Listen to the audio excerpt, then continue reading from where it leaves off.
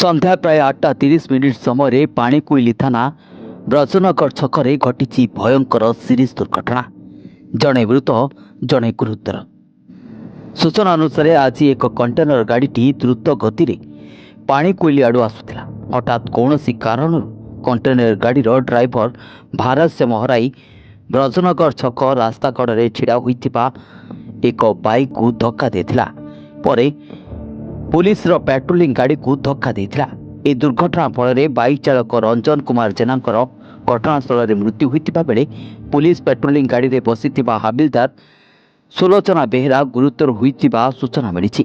ସେପଟେ ଦୁର୍ଘଟଣା ଖବର ପାଇ ପାଣିକୋଇଲି ପୁଲିସ ଘଟଣାସ୍ଥଳରେ ପହଞ୍ଚି ଗୁରୁତର ସୁଲୋଚନାକୁ ଚିକିତ୍ସା ପାଇଁ ସ୍ଥାନୀୟ ସ୍ୱାସ୍ଥ୍ୟକେନ୍ଦ୍ରକୁ ପଠାଇଥିବା ସୂଚନା ମିଳିଛି। Bureau report, news Odia.